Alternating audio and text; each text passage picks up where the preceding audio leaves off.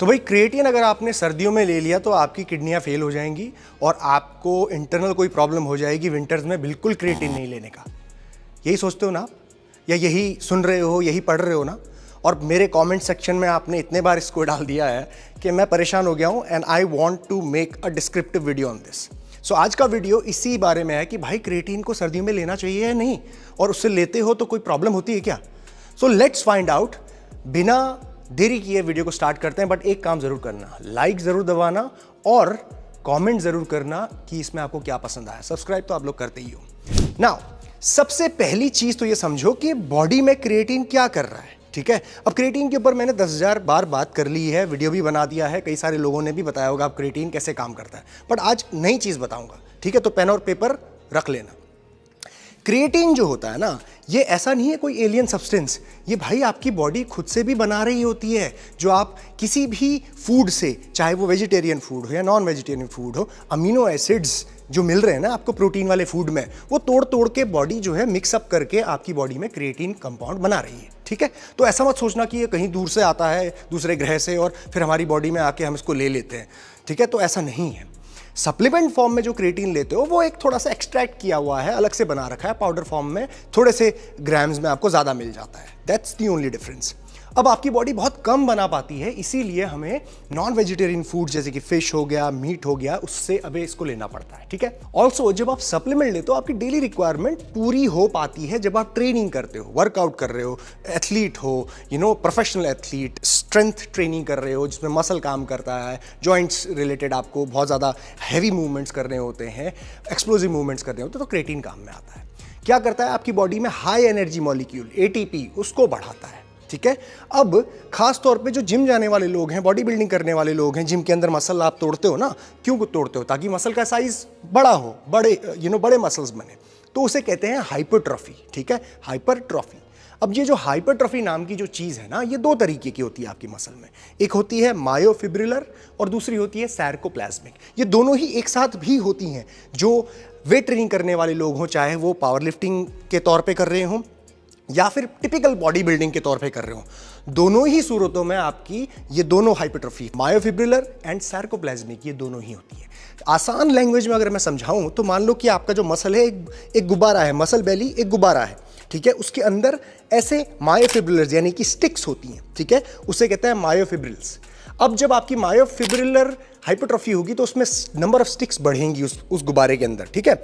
और ये जो गुब्बारे के अंदर जो स्टिक्स के अलावा जो स्पेस बचा हुआ है उसे कहते हैं सार्कोप्लाज्मिक हाइपरट्रॉफी, ठीक है? तो ये दोनों ही चाहिए आपको उस गुब्बारे का साइज भी बढ़ाना है और अंदर नंबर ऑफ स्टिक्स भी बढ़ानी है, ठीक है? तो दोनों तरह की हाइपरट्रॉफी की जरूरत होती है। कैसे होता है वो? जब आप हैवी वेट ट्रेनिंग करते हो, और हैवी वेट ट्रेनिंग कौन से रेंज में? ऐसे रेंज में जो हाइपरट्रॉफी रेंज है रेप्स की, ठीक है? 8, 10, 12, ठीक है, या 15 तक भी जा सकते हो। तो इसमें दोनों ही फायदे होते हैं, आपकी जान, स्ट्रेंथ भी बढ़ती है मसल में, और साथ ही साथ आपकी साइज भी बढ़ती है। स्ट्रेंथ और साइज दोनों साथ साथ बढ़ाना बहुत जरूरी है। पावर लिफ्टर्स सिर्फ स्ट्रेंथ पे फोकस करते हैं ज्यादा, लेकिन इसका मतलब ये नहीं कि साइज नहीं बढ़ती है, साइज भी बढ़ती है उनकी, तगड़े होते हैं, साइज बहुत ज्यादा होती है, लेकिन इतनी भी नहीं होती कि बॉडी बिल्डर जितनी, क्योंकि बॉडी बिल्डर का सोल पर्पज होता है साइज बढ़ाना, ठीक है? तो थोड़ा बहुत रैप रेंज में चेंज करते हुए आपका साइज डेवलप होता है, और ये काम करने के लिए, साइज बढ़ाने के लिए, मसल स्ट्रेंथ बढ़ाने के लिए, ये जो क्रिएटिन नाम का सब्सटेंस है ये काम में आता है, ठीक है? क्यों? क्योंकि भाई आपको हाई एनर्जी दे रहा है, मसल के अंदर जो ATP चाहिए वो तुरंत बना बना के देता है, ठीक है? आपकी बॉडी तोड़ती है ATP मॉलिक्यूल को, ब्लास्ट करती है, एनर्जी लेती है उससे, और मस्कुलर जो आपके कॉन्ट्रैक्शंस है उसको करती है, फिर दोबारा से ATP का प्रोडक्शन जो है आपकी बॉडी क्रिएटिन की मदद से बनाती है।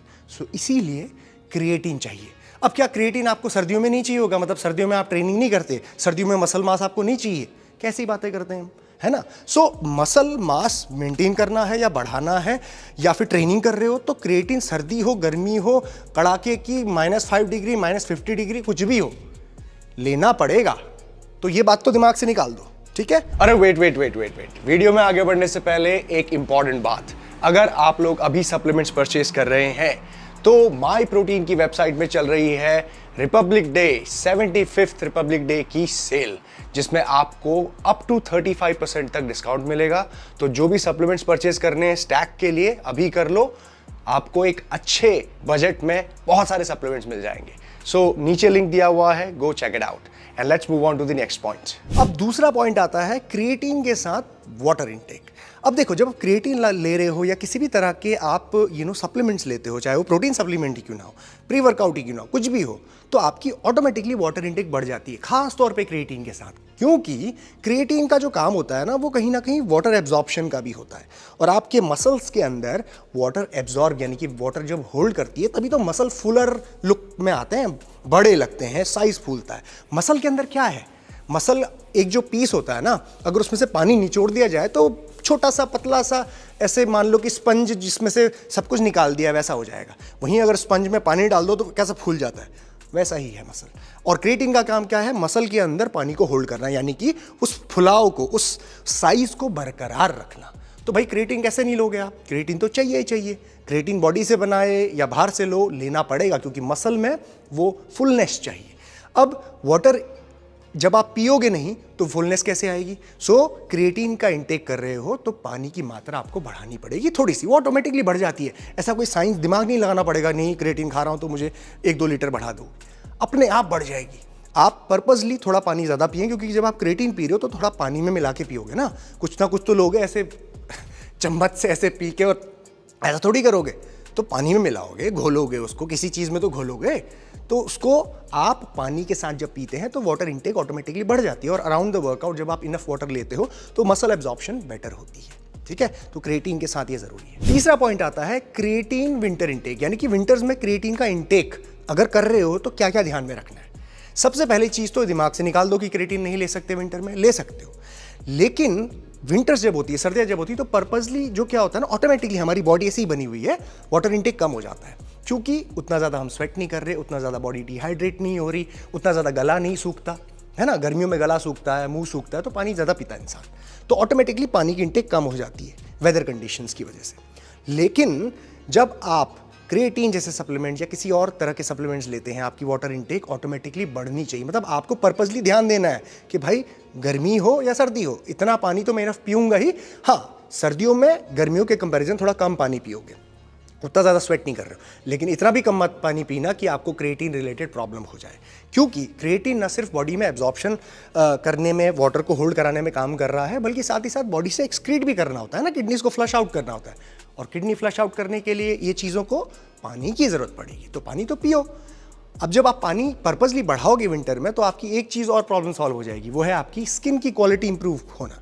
क्योंकि सर्दियों में ज़्यादातर लोगों के स्किन फटने लगती है, सफ़ेद सफ़ेद हो जाता है, होंठ फटने लगते हैं। क्यों? क्योंकि पानी नहीं पी रहे हो भाई। आप सुबह उठ के ठंडा पानी नहीं पी सकते हो, गर्म गुनगुना कर लो पानी, ल्यूक वार्म वाटर पियो, पिया जाता है। ठीक है, तो ये साइंस, ये मत बोलना कि नहीं पिया जाता पानी, अरे मत पियो ठंडा, गर्म पानी पी लो, केटल रख लो, कितने की आती है ना, आप गर्म करके पानी पी लो। अगर इलेक्ट्रिसिटी नहीं बर्बाद करनी है तो गैस में गर्म कर लो। तो हर चीज़ का सोल्यूशन है और की जाती है चीज़ें। सो पर्पसली बढ़ाओ वाटर इंटेक, अगर कम हो जाती है तो ध्यान रखो, मतलब दिमाग लगाना पड़ता है, हर जगह पे कॉन्शियस एफर्ट डालना है। जैसे लाइफ में ग्रो करना है, बिजनेस में ग्रो करना है, तो कॉन्शियस एफर्ट डालना पड़ता है, कोई आके याद नहीं दिलाएगा, खुद को करना पड़ेगा। So do it yourself. Alright, चौथा और लास्ट पॉइंट आता है यहाँ पे टाइमिंग, डोसेज और ब्रेक कितना लेना है क्रिएटिन को जब आप विंटर्स में ले रहे हो। देखो, विंटर और समर्स कोई फर्क नहीं पड़ता, सेम रहता है, टाइमिंग सेम रहती है। अगर आप चाहें तो प्री वर्कआउट में ले लें उसको अपने पानी के साथ घोल के, या कोई जूस के साथ घोल के, व्हाटएवर, ठीक है। पोस्ट वर्कआउट में लेना है तो प्रोटीन शेक में मिला के पी लो, नहीं पीना है अदरवाइज पानी के साथ पी लो। तो प्री एंड पोस्ट में ही आप कंज्यूम करो, ठीक है, बेटर एब्जॉर्प्शन के लिए।